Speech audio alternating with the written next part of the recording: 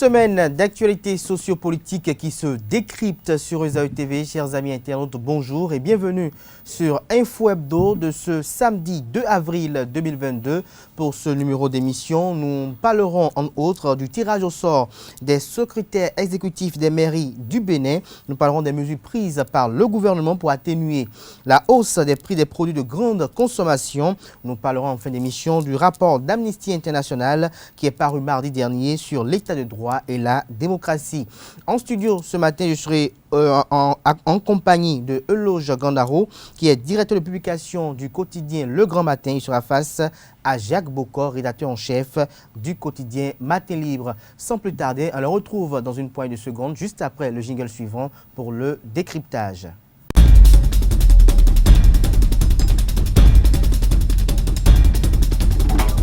Le décryptage du jour, comme je l'annonçais à l'entame de cette émission, se fera avec vous, Jacques Bocor. Bonjour. Bonjour Kader et bonjour aux internautes. Bonjour à vous également, Eloge Gandaro. Bonjour Kader et bonjour à tous les amis internautes. Merci d'être à nos côtés ce matin, Jacques Bocor. Vous avez suivi, comme tout citoyen béninois et comme tout professionnel des médias, le tirage au sort des secrétaires exécutifs des 77 mairies du Bénin, un tirage au sort qui a été effectué au Palais des Congrès de Cotonou le jeudi dernier. Dites-nous, selon vous, qu'est-ce que cela augure pour la décentralisation au Bénin? Non, mais bon, c'est un processus qui a été enclenché et le mandat, sinon les mandats du chef de l'État, le président Patrice Talon étant placé sous le signe des réformes. C'est une réforme qui est en griffe entrée dans ce domaine et ça a commencé par le vote de la loi et c'est la loi qui est en train d'être appliquée avec cet appel à candidature. Il y a un fichier qui a été constitué dans le lot de plus de 1000, je pense. Il y a un tri qui a été fait et suite à ce tri, on a constaté que ceux qui ont eu la chance de passer la machine de la loterie nationale, puisque c'est, disons, de façon aléatoire que ça a été fait, les attributions des secrétaires exécutifs aux mairies respectives. Je pense que c'est une nouvelle aventure que le Bénin veut vivre, c'est une nouvelle expérience. Sans doute que d'ici quelques années, comme nous l'avions fait, ou comme le gouvernement l'a fait pour évaluer le processus que nous avons vécu jusque-là, on va s'asseoir pour évaluer à nouveau pour voir si les résultats qu'on escomptait, si les fruits ont pu tenir la promesse des fleurs. Donc, disons bon vent aux nouveaux désignés et que la collaboration secrétaire exécutif et maire se passe bien parce que justement, vous avez vu au palais des congrès, un maire n'a pas hésité à dire mais remettez-nous nos budgets. Comment ça va se passer désormais, c'est le gros point d'interrogation. Alors dites-nous, Eloge Gandaro, pourquoi un tirage au sort? Oui, moi je pense qu'un tirage au sort, ça ne gâche rien, ça ne compromet rien. C'est dans le souci de la transparence, dans le souci de la justice, dans le souci d'avoir des ressources humaines de qualité. Dans la mesure où, vous savez, par le passé, dans quelles conditions on organisait les concours, les recrutements, dans quelles conditions on sélectionnait qu'il y ait d'affinité, les questions mais est-ce que de relations politiques, d'affinité politique, de parrainage, ceci, cela, mais qui ne permettaient pas à l'État véritablement d'avoir des hommes de qualité pour faire le travail. Mais comme nous aspirons maintenant à un réel développement à la base, d'accord? Si nous voulons un réel développement à la base, il nous faut également une gouvernance digne du nom. On ne peut pas mal gouverner et espérer que le développement sera une réalité. Or, aujourd'hui, nous savons par rapport aux expériences du passé qu'on ne peut pas atteindre le développement, n'est-ce pas, sans, n'est-ce pas, impliquer véritablement les élus locaux, les conseillers à la base, les maires, tous ceux-là, n'est-ce pas, doivent être impliqués dans le processus du développement. Et pour cela, quand on fait une expérience, on tire les leçons qui s'imposent. Moi, je crois que tout cela entre dans le cadre, Jacques l'a dit tout à l'heure, c'est un processus. Nous ne disons pas encore que, bon, d'abord, c'est un exploit et que les objectifs sont atteints. Maintenant que nous avons ces secrétaires exécutifs-là, il faut qu'ils se mettent à la tâche. Et c'est à l'œuvre que nous pourrons les apprécier. C'est des réformes, comme il a dit, le président Talon a commencé. Il a un objectif, avec de bonnes intentions, n'est-ce pas? Avec de bonnes intentions. Et je crois que si tout cela est bien suivi, je crois que nous allons avoir les fruits pour le bien-être des populations à la base et le Bénin en général. Alors Jacques Boko, tout à l'heure vous étiez en train d'évoquer les relations qui pourraient exister entre le maire et le secrétaire exécutif. Est-ce que vous craignez des clashs à l'avenir? Bon, des clashs, oui. D'abord, là où il y a des hommes, ça ne manque pas. Et comme le dit un proverbe ou un adage, la langue et les dents sont appelées à cohabiter, mais parfois il y a des clashs. Donc, ça pourrait arriver, surtout que c'est des gens que, ça secrétaire exécutif bien sûr, que des maires aussi ont découvert hier. On dit, la machine sort le petit ballon, on ouvre, on constate que c'est tel secrétaire exécutif qui vous est attribué. Ça veut dire qu'à priori, on ne se connaissait pas. Comment la relation de travail sera organisée? Je pense que bon, c'est des adultes, nous pouvons déjà compter sur eux, mais comme on peut le constater, hein, tous, ces secrétaires exécutifs ont assez de pouvoir. D'autres n'hésitent même pas à dire que les maires ont été dépouillés. Donc, comment ça va se passer? Espérons. Ne soyons pas des oiseaux de mauvais augure. Moi, jusqu'à peut-être d'ici 1 an ou 2 ans, on va voir si effectivement la collaboration se passe bien. Si, parce qu'il peut y avoir élection ou bien, même quand on vous nomme,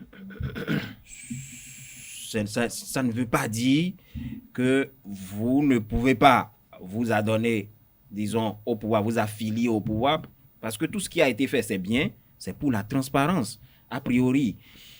Mais on peut quand même vous désigner à la faveur d'un tirage au sort, mais il y aura des gens qui seraient tentés de servir ou bien de trop servir le pouvoir. Il faut souhaiter que ces secrétaires exécutifs travaillent en toute liberté, qu'on ne leur impose pas des choses et qu'eux-mêmes ne se voient pas, disons, supérieurs aux maires parce que... Qui est aujourd'hui alors, à partir de ce 1er avril, le patron de la mairie? Non, le patron de la Est-ce mairie... le maire ou le secrétaire exécutif? Moi, je pense que c'est le maire. C'est le maire. Le secrétaire exécutif, c'est beaucoup plus... De façon formelle? Oui.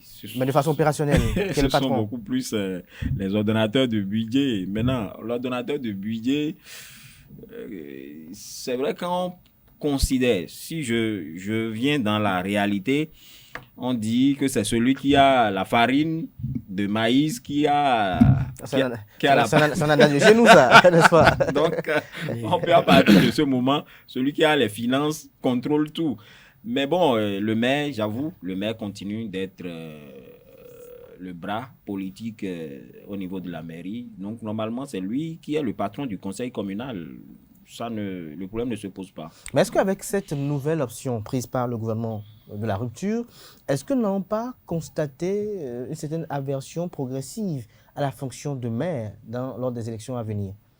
Non, je ne crois pas. Puisque, comme l'a évoqué tout à l'heure Jacques Boko dans son argumentaire, beaucoup de personnes estiment que le maire a perdu des privilèges et donc le maire n'est plus hyper puissant, n'est plus un géant comme par le passé. Écoutez, Kader, il y en a toujours.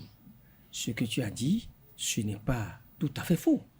Mais il y en a toujours qui ont l'esprit patriotique, il y en a toujours qui ont le fibre du nationalisme, il y en a toujours qui ont de l'amour pour ce qu'ils font. Si le médecin, si l'enseignant, si tous ceux-là doivent se dire qu'ils doivent être plus forts dans la République, mais écoutez, mais qui va être enseignant, qui va être médecin? Il va dire, écoutez, moi, un médecin qui me regarde, alors que si j'étais ministre, si j'étais président de la République, si j'étais conseiller au président de la République, écoutez, là, j'ai plus de privilèges, j'ai plus d'importance, j'ai plus de considération. Tu vois ce que je dis maintenant? Donc, je ne pense pas que pour cela, les gens vont se désintéresser aux fonctions de maire et qu'à l'avenir, il aura très peu de candidats. De toute façon, ceux qui ont été tirés au conseiller, sort, ils d'accord. disposent de 48 heures Donc, pour dire s'ils rejoignent leur poste ou pas. Je ne crois pas que c'est une manière de diminuer, d'enlever aux maires leur pouvoir. Nous sommes toujours dans la recherche des instruments, des outils qu'il faut, de tout ce qu'il faut pour permettre aux élus locaux, à ceux-là, à la base, de pouvoir mieux faire le travail. Et je crois qu'il est important pour eux que le maire ne pense pas qu'il dépend maintenant du secrétaire exécutif, qui ne considère pas le secrétaire exécutif comme un gendarme, et qui est là, et qui, bon, sans lui, bon, rien ne peut se Mais il ne faut faire pas là qu'il avec le considère également comme un gourou. C'est vrai que là où Mais il y a un gourou. l'argent, tout ça là, mais chacun doit se mettre dans la tête que nous faisons l'effort de collaborer, de nous comprendre. Et Pour que plus- tout se plus passe d'efficacité et dans la d'efficience. cohésion. Parce que n'oubliez pas, par le passé, il n'y avait pas de secrétaire exécutif. Mais ça ne veut pas dire qu'il n'y a jamais eu de conflit.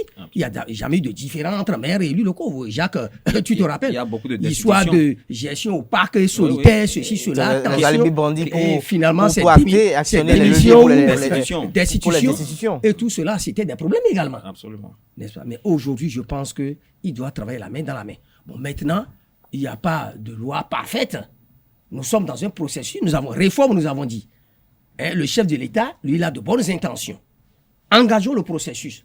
Mais si à l'avenir, l'expérience, nous la faisons pendant 2 ans, 3 ans, 4 ans, 5 ans, 6 ans, c'est tellement qu'il aura des failles, c'est tellement qu'il aura des points forts, Des des points réajustements faibles. effectués. Oui, des réajustements. À l'avenir, on pourra encore revoir la loi. Mais Jacques, lorsqu'on y voit N'est-ce de pas? près, est-ce qu'avec l'avènement du secrétaire exécutif communal, est-ce que nous n'allons pas voir un peu un frein dans une atténuation de cette pandémie des décisions de maire? Puisque les arguments bandits, comme on l'a évoqué tout à l'heure à l'instant, il s'agissait de gestion solitaire, gestion opaque et autres. Est-ce qu'aujourd'hui, nous ne nous retrouvons pas dans une situation où nous n'allons plus assister à ces théâtres-là politiques? Je pense que c'est aussi un point important. Hein. Oui, vous faites bien d'évoquer cet aspect-là, puisque le maire n'aura plus à gérer les finances publiques comme ça. Donc, c'était le point, effectivement, ou bien le talon d'Achille des conseils communaux, parce qu'on accusait le maire d'attribuer tel ou tel marché à un copain, de n'avoir pas respecté la procédure. Donc, c'est vrai, ça pourrait effectivement contribuer à éviter ces genres de guéguerre au niveau des conseils communaux. Maintenant, par rapport à la question de est-ce que la nomination des secrétaires exécutifs ne va pas poser problème, non, ne va plus susciter d'engouement pour le poste de maire. Je pense que c'est aussi vrai, parce que bon, beaucoup vont là-bas parce qu'on estime qu'on peut passer des marchés publics, peut-être pour avoir des ristournes.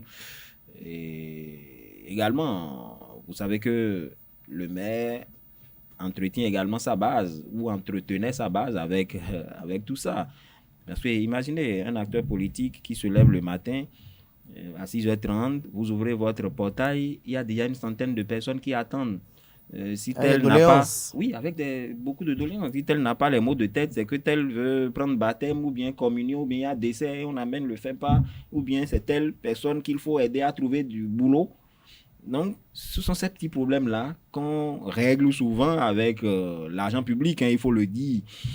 Il faut oser le dire. Il faut oser le dire. Est-ce que c'est parce que le chef de l'État aussi a dit qu'il veut sortir l'argent de la politique, qu'il a opté pour les gens l'ont applaudi pendant les campagnes sans mesurer les enjeux, apparemment. Absolument.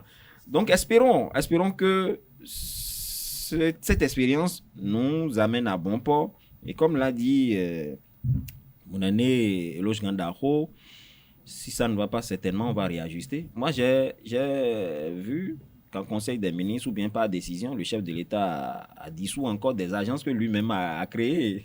Donc, certainement, il s'est rendu compte que... Elles étaient inefficaces. Voilà. Inefficaces. Donc, à l'aune de l'expérience, on a compris qu'il ne fallait pas. De toute façon, le chef de l'État l'a dit une fois, c'est celui qui agit qui ne se trompe pas. Et donc, la main qui agit suscite quand même des commentaires.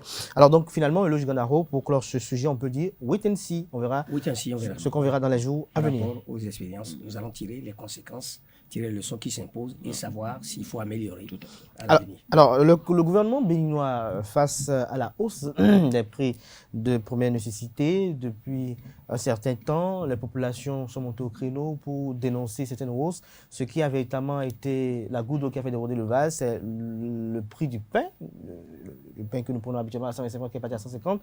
Le gouvernement, face à cela, a pris une batterie de mesures pour quand même essayer un peu de soulager les populations, de leur permettre quand même de vivre de façon décente, de façon commode, tout en ayant à l'esprit que dans la sous-région, nous avons quand même certaines crises qui secouent un peu le monde avec les retombées de la guerre ukrainienne, de l'Ukraine et de la Russie. Dites-nous, Euloge Gandaro, est-ce que vous pouvez nous rappeler à nos amis internautes quelques-unes de ces mesures-là que le gouvernement béninois a prises et quelles sont leurs opportunités? Oui, tout avant de rappeler les mesures, je dirais que nous avons tous raison. Ceux qui sont en train de crier, de se plaindre, ils ont raison. Vous êtes d'accord avec moi que si les produits de jour en jour, il y a flambé des prix des produits de première nécessité, nous n'allons pas nous taire, consommateurs que nous sommes. D'accord? Donc c'est normal, nous avons des difficultés, nous avons des problèmes. Dans les marchés, nous n'allons pas croiser les bras et pleurer seulement dans nos chambres. Donc ceux qui sont montés au créneau et ceux qui ont crié pour dire écoutez, c'est la fin, nous voulons mourir, ils ont raison. Première chose. Deuxième chose, je pense, je salue également le gouvernement qui a pris sa responsabilité. Parce que c'est également un devoir, une obligation pour un État de réagir, de ne pas se taire. Beaucoup de choses ont été faites auparavant, il y a quelques mois, quand on a parlé de sortie incontrôlée des produits. Parce qu'à l'époque, on évoquait telle raison ou telle raison, mais c'est également une vérité que des produits sortaient de manière incontrôlée, ce qui avait des impacts, des répercussions sur la situation dans les marchés. Et par la suite, également, sur le consommateur qui n'arrivait pas, n'est-ce pas, à payer les produits comme auparavant. L'autre chose est que le gouvernement qui a pris un certain nombre de mesures, c'est une bonne chose, parce que là, on a parlé du pain. Le pain, brutalement, ça va à 150 francs. Et si l'État, une telle mesure, l'État ne... Parce que l'État a réagi comme cela se doit. Et en quelques jours, nous avons appris que les prix reviennent à la normale. Ça s'impose maintenant aux producteurs de pain, aux boulangers. Mais l'État ne l'a pas fait sans avoir pensé à comment les subventionner, comment les aider à tenir également leurs difficultés, vous le savez. Lorsque quelque part on supprime la TVA sur ceci ou cela, c'est pour les aider également. Bon, on a parlé de l'huile, voyez-vous. L'huile, il y a quelques années, qu'on achetait à 650 francs le litre, à 600 francs le litre, c'est passé jusqu'à 1000, 1200. Et si on n'arrêtait pas la saignée, ça ira jusqu'à 2000, 3000. Comment nous allons vivre? On a parlé du riz, voyez-vous. Donc on a essayé de ramener tout cela à des prix raisonnables. Donc c'est une sorte de régulation. On a parlé également du gasoil. Ça allait monter jusqu'à 1000 francs. Mais l'État aujourd'hui, dans ce processus-là, a fait en sorte que le prix soit maintenu à 600. Mais en pensant aux industriels, en pensant aux entreprises, ceux qui utilisent le gasoil, tous ceux qui utilisent le gasoil, pour qu'il n'y ait pas de problème. L'État essaye de maintenir ça à 600. Mais il ne l'a pas fait sans pouvoir penser aux taxes, ce qu'il faut réduire, sans pouvoir penser aux subventions, ce qu'il faut accorder, et à ceux-là qui doivent essayer de maintenir ces prix-là à des prix raisonnables. Maintenant, c'est une bonne chose, il faut le dire, nous avons salué cette promptitude du gouvernement qui a su également ramener les choses à l'ordre normal. Mais écoutez, une chose est de ramener les choses à l'ordre normal, mais une chose est de faire un suivi. Le contrôle qu'il faut. Vous avez constaté que seulement quelques jours après, les gens ont commencé encore par crier par-ci, par-là, pour dire que, écoutez, mais il y en a qui ne respectent rien. C'est pas respecté sur Il y en a qui ne respectent rien et que les mêmes prix continuent d'être appliqués. Donc, je crois que c'est du devoir du gouvernement Jacques Bokor, de procéder au contrôle qu'il faut. Euloge Gandaro l'a souligné tout à l'heure. Le gouvernement a pris ses responsabilités, ce qui est à saluer. C'est une très bonne initiative. Mais on a comme l'impression que l'applicabilité des mesures prises par le gouvernement pose un petit problème, puisque par endroit, il subsiste des postes de résistance. Absolument. Et on se demande ce que font les services de contrôle, parce que on a l'impression que c'est après ces mesures que les gens ont senti le besoin. Ceux qui sont commis pour faire ce genre de contrôle ont senti le besoin de sortir sur le terrain. Parce que si ça se faisait déjà en amont, les gens auraient déjà pris le pli. Deuxième chose, c'est qu'il me semble que le gouvernement n'a pas suffisamment discuté avec les acteurs. Bon, j'ai eu la chance d'être à cette conférence de presse des membres du gouvernement. J'ai posé le problème et la question, est-ce que vous avez suffisamment discuté avec les acteurs avant de fixer ou, en grippe, de leur imposer ces prix-là? Et on a dit oui, qu'il y a eu des discussions en amont. Mais comment se fait-il que vous allez au marché, on vous dit, moi je vais rapporter exactement ce qu'on vous dit. Et talon est quoi amitié nous mien. Talon est quoi molécule mien. Mi talon gon. Oui, les gens vous disent ça. Parce qu'on vous dit, nous avons acheté ça au prix cher. J'ai fait des stocks d'un certain nombre de bidons, un certain nombre de sacs. Il faut que j'écoule d'abord ça. Maintenant, est-ce que celui qui vous dit ou bien celle qui vous dit ça est de bonne foi? Vous ne le savez pas. Quand est-ce qu'elle va finir d'écouler ce stock-là? Le fameux stock. Le fameux stock. C'est là aussi la difficulté que le gouvernement aura sur le terrain. Donc, quand le gouvernement dit qu'il a discuté avec les acteurs, mais alors que les acteurs disent non, nous n'avons pas échangé, le soir là même de cette sortie médiatique, j'ai suivi un importateur sur une chaîne de télévision qui partageait le même plateau avec le président d'une association de consommateurs. Le président de l'association de consommateurs également s'est plaint. Donc, il semble qu'on n'a pas suffisamment échangé avec les acteurs. Oui, les boulangers, d'accord, oui, parce que nous, on a eu la chance au moins de lire qu'il y a une rencontre avec la ministre du Commerce, ou en tout cas un certain nombre de membres du gouvernement.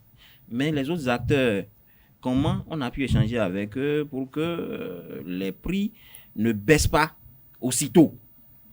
Jusqu'à l'heure où nous parlons, les prix sont les mêmes sur le marché. Bon, on a dit qu'il y a un numéro vert, que les populations aident le gouvernement à dénoncer ces commerçants véreux. Mais comment ça va se passer? Comment ça va se passer? J'ai vu hier un élément sur l'ORTB où il y a une équipe du ministère du Commerce qui a sillonné quelques boulangeries. On en a même fermé. Et je dis, mais c'est après 2 ans que les gens ont commencé à crier qu'on a fermé de boulangerie, qu'on a constaté que oui, le dispositif du gasoil ne doit pas être à côté de la machine où on prépare le pain. On a été obligé de fermer. On reproche qu'il y a manque d'entretien dans cette boulangerie.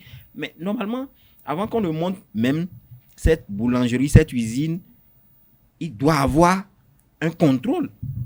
Donc, moi, je pense qu'il y a un travail qui devait être fait en amont, qui n'a pas été fait. Le grammage du pain, j'ai suivi dans le reportage, on dit qu'au lieu de 160, non, c'est ça, hein, 160, qu'il y a des pains qui sont à 120, 130, 150 grammes. Comment le gouvernement va satisfaire les consommateurs à ce niveau? Parce que c'est le consommateur qui est lésé là. Le gouvernement dit, moi, j'ai allégé. J'ai subventionné les sacs de blé. Donc, normalement, le boulanger ou le promoteur de boulangerie doit tout faire pour respecter le grammage. Mais est-ce que nous sommes sûrs de contrôler ce grammage au niveau de toutes les boulangeries, par exemple? Il y a un problème. Donc, bon, c'est vrai, il y a un numéro vert, mais est-ce que nous sommes habitués aux dénonciations? Est-ce que nous sommes habitués aux dénonciations? Encore les gens vont se dire, de dénonciations également, il y a des dénonciations hasardeuses également. Les gens vont se dire, bon, il y a des gens qui sont payés pour faire le job. Pourquoi moi, je vais prendre mon argent, sillonner tout un quartier, voir si Tartampion respecte le prix ou pas? Oh, des gens vont peut-être appeler ce numéro à d'autres fins. Je pense que le véritable défi, c'est le contrôle, c'est la maîtrise des prix sur le marché. Sinon, le gouvernement aura pris des mesures qui n'auront pas d'effet. Alors, ce défi, il est monstre, il est titanesque. Par quelle alchimie, selon vous, Ologe Gandaro, le gouvernement peut arriver à maîtriser les prix sur le marché? Première chose, je dis, parce qu'il faut être objectif, il faut être réaliste. Tout ce que Jacques vient de dire, c'est la réalité sur le terrain. D'accord? À côté des mesures prises, il faut également, n'est-ce pas, agir de manière objective. Parce que nous avons des problèmes. D'accord? Donc, il n'est pas encore tard. Parce que sur le marché, bon, ceux qui posent le problème de stock, tout ça, là, il faut en tenir compte. D'accord? Ceux qui ne respectent pas tout ça là. Donc, ces réalités sont là. Il faut que le gouvernement prenne tout cela en compte. Parce que les mesures efficaces et les effets que nous escomptons, pour que les objectifs soient atteints, il faut également discuter avec tous les acteurs. Ça, quand vous prenez des décisions, les bonnes décisions, c'est les décisions qui tiennent compte, n'est-ce pas, de ce que disent les autres également, de leur C'est quoi des démarches il participatives faut et tenir, et inclusives. ce n'est pas Absolument. encore tard Absolument. pour le faire. Moi, je pense que le gouvernement doit le faire. Si ce n'est pas fait, ce n'est pas encore fait, il faut que les associations des consommateurs et tout le reste, tous ceux-là qui ont des problèmes, le gouvernement puisse trouver un créneau pour pouvoir discuter avec eux. L'autre chose, comme Jacques l'a dit également, c'est que les contrôles soient effectifs sur le marché. On le dit, mais il faut aller régulièrement sur le terrain. Quand on dit contrôle, il ne faut pas qu'on le fasse une fois ou deux fois, qu'on aille s'asseoir. Que ça soit permanent pour s'assurer que les mesures sont appliquées. Troisième chose, le bâton et la carotte.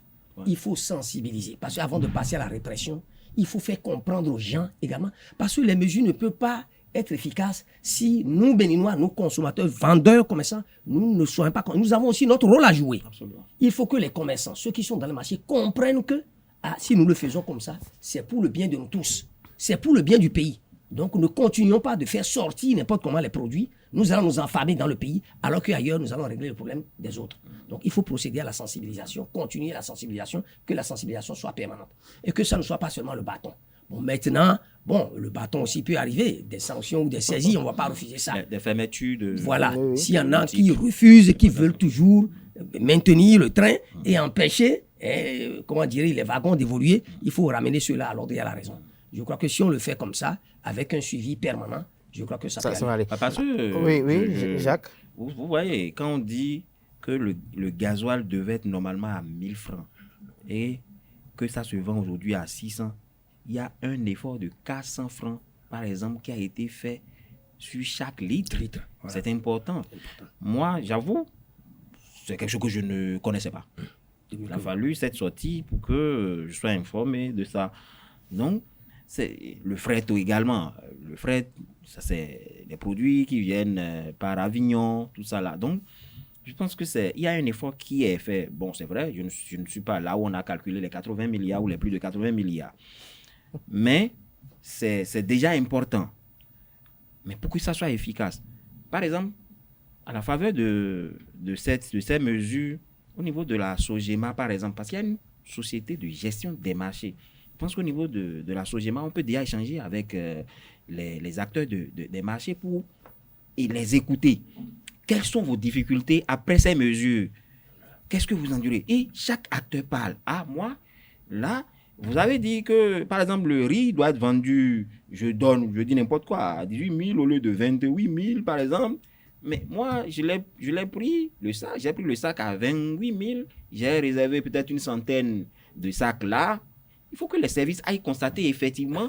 Et si Mais justement, lorsque ce commerçant a des reçus. Lorsque vous parlez du Oui. riz, lors d'une de nos équipes de reportage, on a comme l'impression que même les commerçants aussi sont dans un jeu pas très clair. Avant que ces problématiques de flambée ne surgissent, vous allez dans le marché, la dame est là avec ces stocks-là, les mêmes stocks que vous avez vus à 10 heures, où elle vous dit que c'est à 16 500 par exemple, vous revenez à 18 heures, où elle les mêmes sacs qui sont là, elle vous dit non, c'est à 18 000, ça a haussé.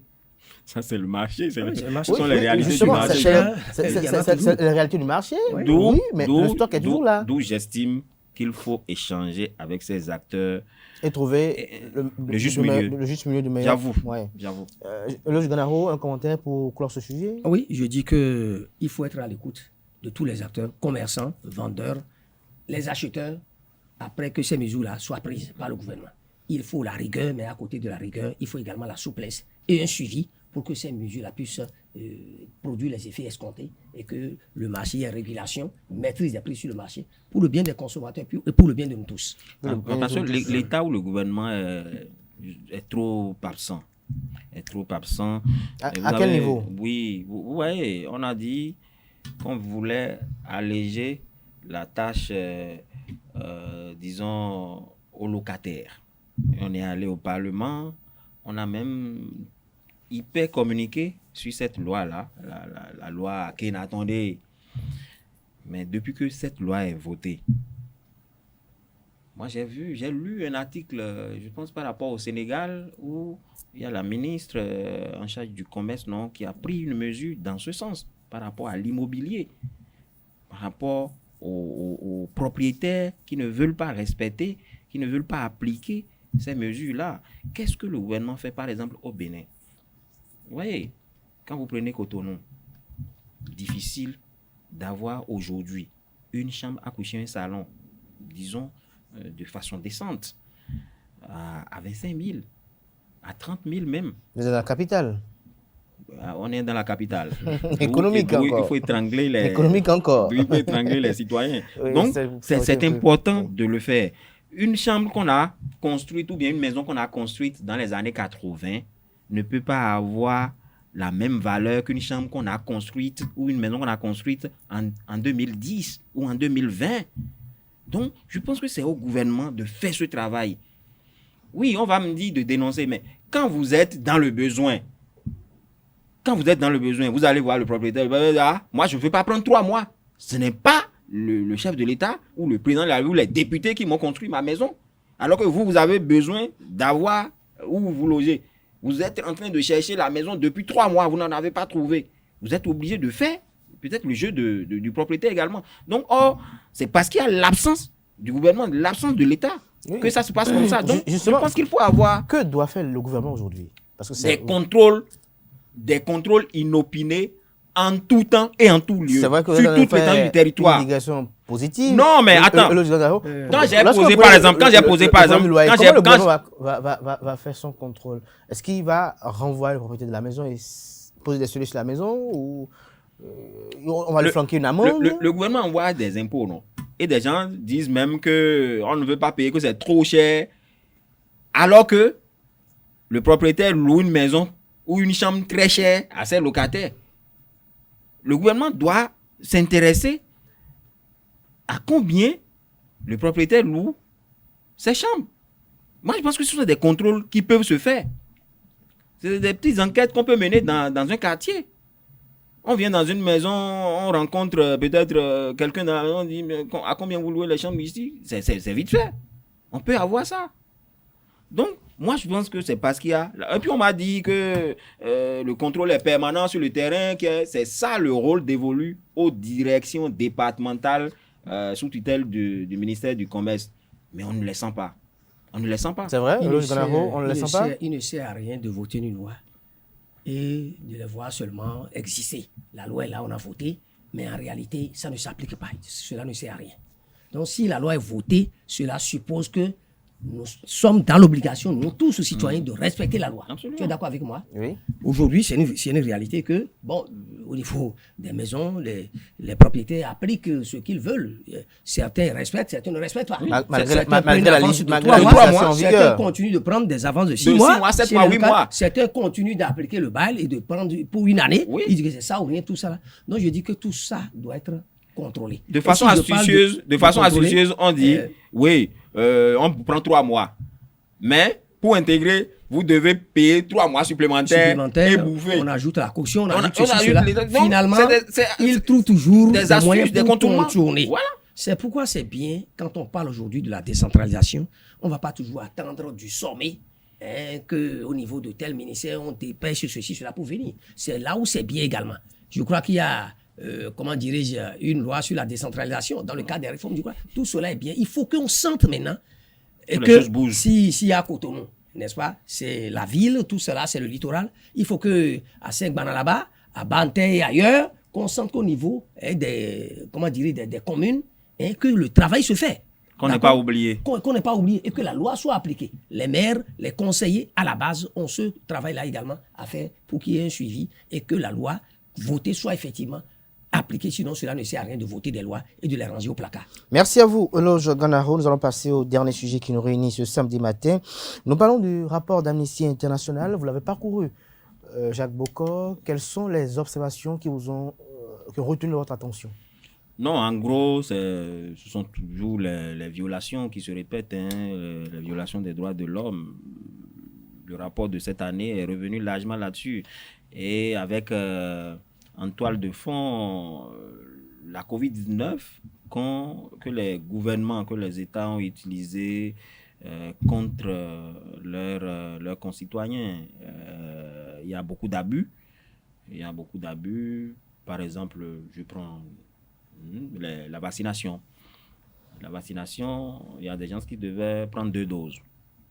Après une dose, on est resté là, alors que l'échéance pour prendre la deuxième dose est passée. Il y a des gens qui sont restés là, ils sont obligés d'aller prendre la dose d'un autre vaccin. Il y a d'autres qui n'en ont pas pris du tout. Je prends également cette même vaccination. Est-ce que dans les prisons, des gens ont eu droit à ça? Toujours COVID-19, des détenus ont été empêchés de voir leurs parents ou de recevoir des visites. Des manifestations ont été carrément interdites, surtout des manifestations d'opposants. Je prends l'exemple des communales passées où, en pleine mesure, on a vu des regroupements d'acteurs politiques qui ont regroupé, disons, plus de 50 personnes. Et ça, c'est du côté de la mouvance. Il y a plein de cas. La loi sur le numérique qui a été utilisée pour embastiller des gens. Donc, en gros, c'est le visage que présente le rapport. Le rapport dit également que la communauté LGBT, les lesbiennes, les transgenres et autres, ont subi des cas de violence. On n'a pas respecté leurs droits. Et suite à ça même, le tribunal a condamné certains citoyens qui ont violenté cette communauté-là. Donc, il y a de ces cas qui ressortent dans le rapport. Bon, sans oublier les cas des opposants, Ricky Amadougou, Joël Aïvo, et des activistes comme Jean Poton. Je pense que le cas d'Ignace Sossou est revenu encore. Bref, en gros, c'est ça le rapport. C'est ça le rapport. Mais est-ce que de votre côté, Eloge Ganaro, vous partagez la lecture qu'il a faite? Est-ce que pour vous, les observations qui ont été émises dans ce rapport vous paraissent objectives et pertinentes? J'ai deux positions. Oui. J'ai 2 positions, moi, par rapport au rapport d'Amnesty International. Ma première position est que lorsque vous lisez le rapport, vous prenez connaissance du rapport, ce n'est pas favorable pour le Bénin. D'accord? Pour beaucoup d'autres pays, également. Mais ce n'est pas favorable pour le Bénin. On aurait souhaité qu'on dise que, bon, attention, les droits de l'homme sont maintenant de plus en plus respectés. Pourquoi n'allons pas souhaiter ça? Nous sommes béninois, nous sommes africains, nous devons être fiers toutes les fois que l'on dise à telle institution, nous sommes classés au premier rang, et parmi les pays respectueux des droits de l'homme, parmi les pays vraiment qui ont une économie croissante, nous sommes en première position. On est fiers, on doit être heureux, n'est-ce pas? Donc, ma première position, c'est de dire que nous ne devons pas nous dire, bon, même si c'est mauvais, nous sommes contents dedans, nous allons nous asseoir dedans. Moi, je veux être objectif. Il ne faut pas balayer cela du revers de main. D'accord? Bon, les opposants qui sont en prison, ça pose des problèmes de liberté. Le code du numérique, le problème a été posé. Des journalistes ont été en prison. On continue d'arrêter ceci, cela. On a parlé des manifestations, des violences post-électorales, tout cela. Globalement, je dis, bon, c'est ça qui a fait qu'on a considéré que le Bénin, par rapport au respect des droits de l'homme, n'a pas avancé comme cela se doit. Je crois que cela interpelle d'abord les gouvernants. C'est eux qui dirigent le pays, d'accord? Je ne veux pas dire qu'ils sont les seuls concernés d'abord. Cela interpelle les gouvernants. Il y a un effort à faire pour améliorer. Faisons en sorte qu'il n'y ait plus ou pas du tout 0 opposant en prison, 0 journaliste en prison. Alors, laissez-moi finir. Oui, c'est un effort à faire. Et que lorsque on le dit comme ça, il ne faut pas le rejeter. Je ne dis pas cela pour dire Amnesty International, bon, maintenant, c'est parfait, c'est le bon Dieu, tout ce qui se dit là, c'est une vérité, c'est l'évangile. Ouais. Alors là, non.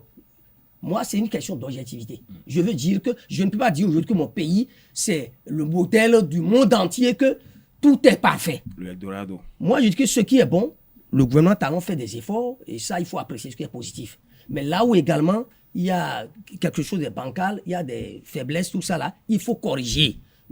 C'est ça. Même ceux qui sont au pouvoir aujourd'hui savent qu'il y a des choses à corriger. Est-ce que les observations qui ont été faites dans ce rapport, selon vous, Loge Ganaro, au niveau du Le Grand Matin, est-ce que vous partagez... C'est pourquoi je dis que j'ai deux positions.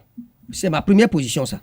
Ma deuxième position est que là où je ne suis pas aussi d'accord avec ces institutions-là, est qu'on ne voit que lorsqu'on parle des droits de l'homme, on ne voit que le pouvoir, on ne voit que les dirigeants, on ne voit que les gouvernants.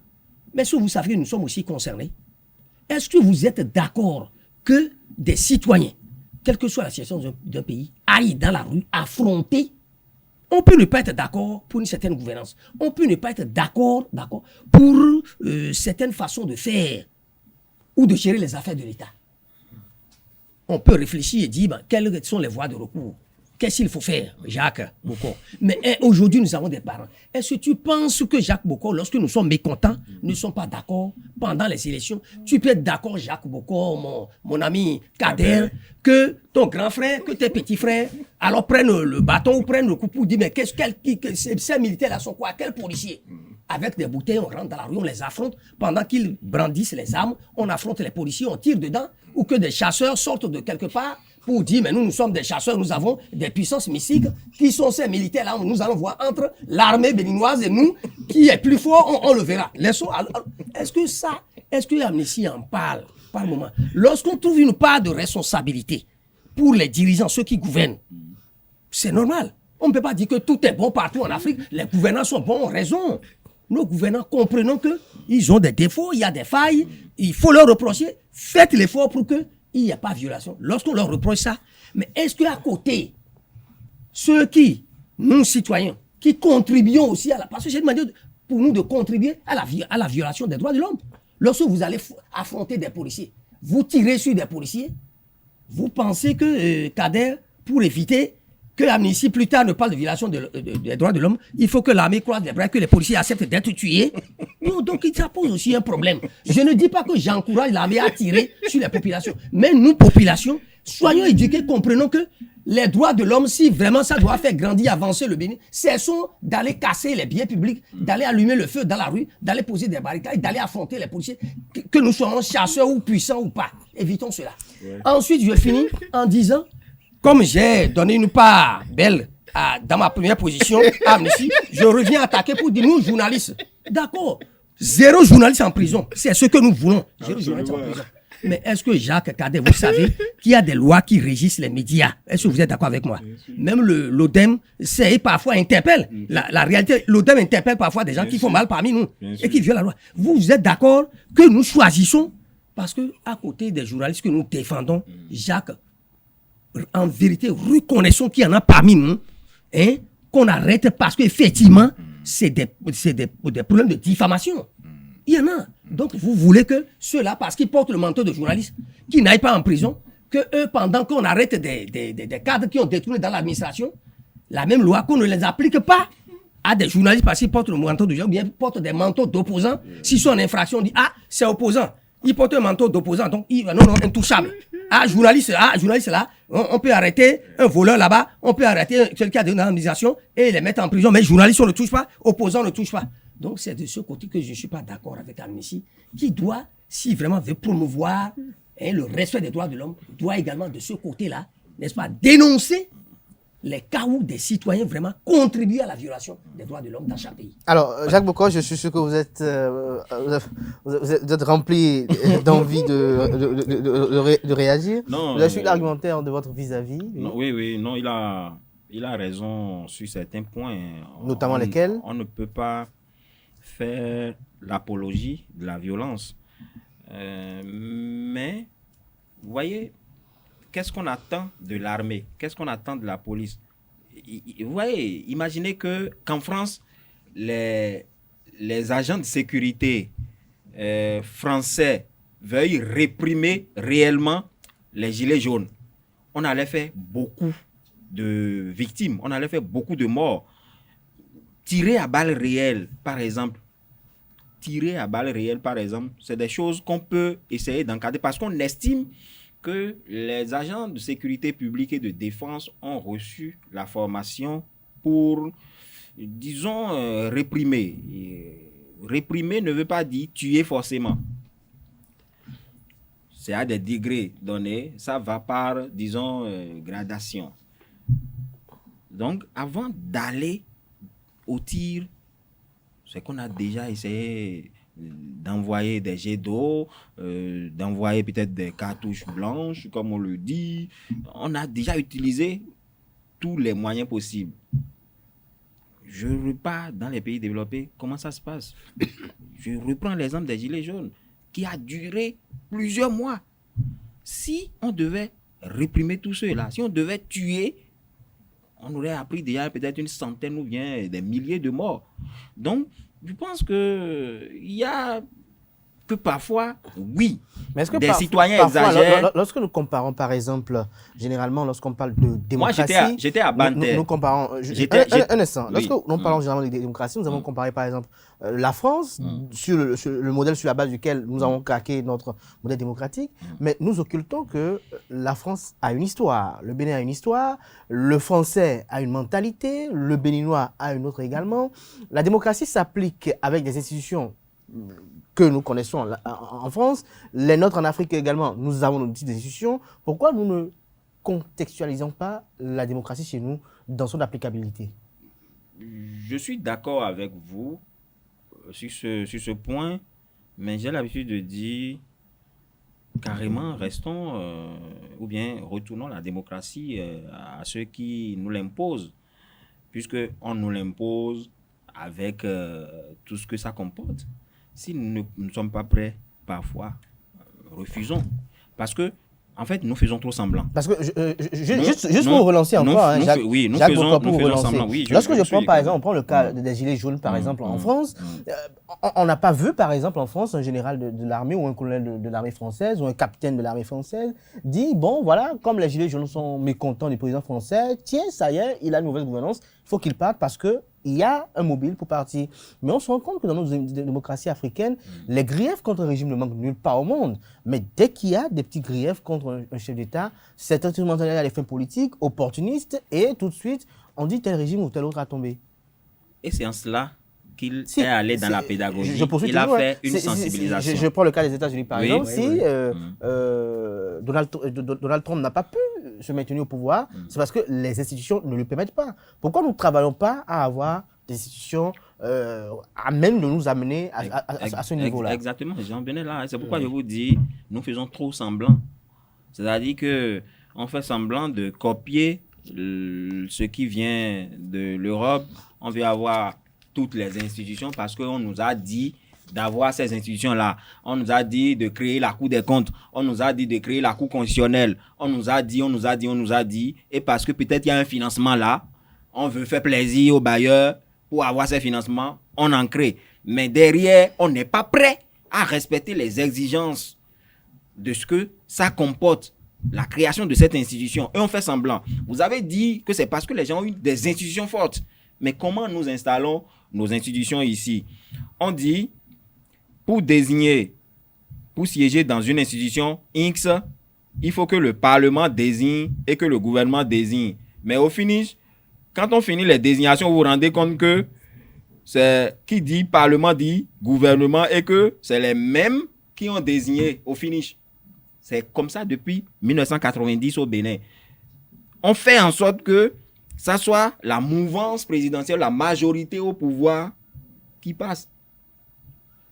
Justement, peut-être pour garantir une certaine stabilité au pouvoir. Oui, mais justement. Donc, voilà la tricherie.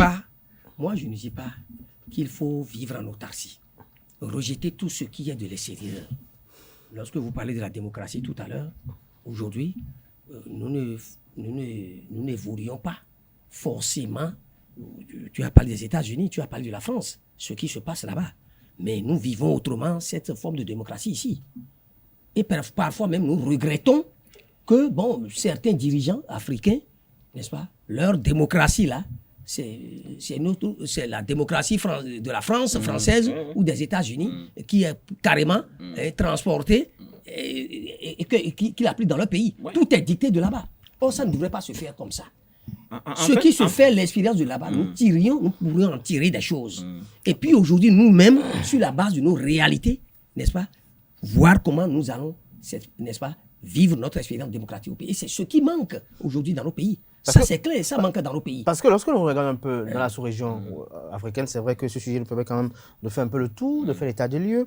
On a comme l'impression qu'il y a des commentaires intéressés ou opportunistes sur la gestion des droits de l'homme par-ci ou par-là. Parce que nous avons des pays dans lesquels il y a eu des élections présidentielles où il y a eu plus de morts qu'au Bénin, il y a eu plus d'opposants persécutés, il y a eu des actes carrément qualifiés d'inhumains qui ont été effectués, mais nous n'avons pas vu ces institutions-là être aussi fortes, être aussi... Non, en fait, vous voyez, quand je prends le rapport Amnesty International, c'est quand même dans plus de 170 pays. Hein? Donc, ça veut dire que ce n'est pas orienté Afrique, c'est dans tout le monde entier. Et c'est un rapport qui parle, qui est global. Les abus dont nous parlons, vous l'avez dit, ce n'est pas propre au Bénin. Ça a été le cas dans plusieurs pays dans le monde, mais notamment en Afrique. Vous prenez... Les Africains, eux, ils sont toujours... Absolument. Vous voyez, on a dit qu'il y a Covid-19 et on fait observer même des couvre-feux. À partir d'une certaine heure, on ne doit plus vous voir. Ça s'est passé dans des pays donnés. Sur cette base, on a empêché des opposants d'organiser des meetings parce qu'on dit qu'on ne veut pas de regroupement de 50 personnes. Mais dans le même temps, la mouvance tient des meetings. Est-ce que ça, c'est parce qu'il faut adapter la démocratie à nos réalités qu'on le fait? Vous ne voyez pas que déjà là, il y a du deux poids, deux mesures? Donc, je pense que oui, on peut contextualiser, je suis d'accord.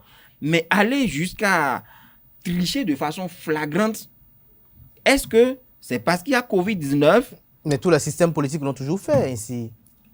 Est-ce que c'est parce qu'il y a Covid-19 que la distanciation sociale d'un maître ne doit pas être respectée dans les prisons? Il y a eu tellement de cas de Covid-19 dans les prisons.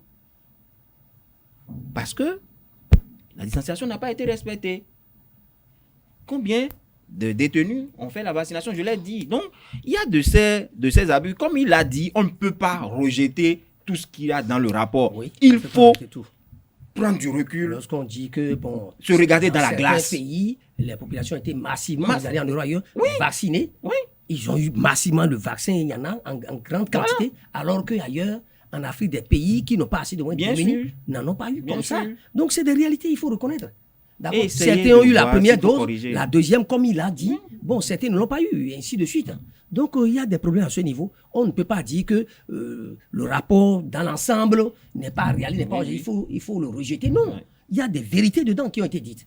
C'est pourquoi moi, je parlais tout à l'heure de ma position, comment dirais-je, ma position qui a varié, qui est relative, une position qui veut de moi d'être objectif, d'être, comment dirais-je, véridique, et de dire que tout n'est pas bon, mais l'autre position qui dit également que, bon, attention, Amnesty, bon, c'est pas l'évangile, tout ce qu'il dit là, c'est pas la vérité absolue. Il y a des choses qu'il faut revoir, qu'il faut relativiser. Parce que, j'ai dit tout à l'heure, lorsqu'on parle de l'opposition, c'est vrai, ce qui est bien pour les pays aujourd'hui, c'est que les dirigeants doivent faire l'effort pour qu'il n'y ait pas des opposants en prison. Mais il ne faut pas que ceux qui sont opposants également pensent dire que nous voulons être des martyrs, je veux mourir pour qu'on dise que je suis un héros, je suis un martyr. Non, c'est pas bon. Ceux-là ne sont pas au-dessus de la loi. Donc, il faut qu'ils fassent l'effort aussi de ne pas commettre des infractions. Et au niveau des élections également, oui, une élection peut ne pas être transparente à 100%, mais qu'on sente que toutes les parties ou tout le peuple s'y retrouve. Parce qu'aujourd'hui, qu'est-ce qui fait qu'on enregistre ces faibles taux de participation? C'est parce que les gens estiment qu'ils ne se reconnaissent pas à travers ceux qui sont en lice. Ce n'est pas qu'au Bénin seul, c'est partout ailleurs. Et juste au lendemain de l'élection, on constate que des opposants sont nommés de façon spectaculaire. Si ce n'est pas pour s'occuper de la réconciliation nationale, c'est que c'est pour aller siéger dans telle institution. Donc, il y a de ces... Parce que ça aussi, c'est une violation des droits de l'homme. Quand je n'ai pas celui à qui ou bien la liste à laquelle je dois voter, on m'empêche d'aller voter. Donc, je m'abstiens. Donc, il y a ces choses, Qu'il faut qu'il faut essayer de revoir. corriger. Tout n'est pas rose, tout n'est pas mauvais non plus. Oui, il y a des efforts qui se font. Je suis parfaitement d'accord avec lui. Tout comme Il y a des choses qu'il faut corriger. revoir. Et choses à corriger ne également. nous cramponnons pas toujours sur les rapports qui nous bombardent les meilleurs parce qu'on a fait ci, on a fait ça. Non. Essayons également d'accepter ces genres de rapports qui ne sont que le reflet de ce que nous sommes. Merci à vous, Jacques Bocor. Je rappelle que vous êtes le rédacteur en chef du quotidien Matin Libre. Vous étiez face à Eloge Gandaro, directeur de publication du quotidien Le Grand Matin. Merci à vous, Matin. Merci d'être à nos côtés ce samedi. Merci à tout un chacun pour l'attention accordée à ce programme télé sur Esaü TV. Merci à tout un chacun. Portez-vous bien. Bonne suite de programme sur Esaü TV et excellent week-end à tout un chacun.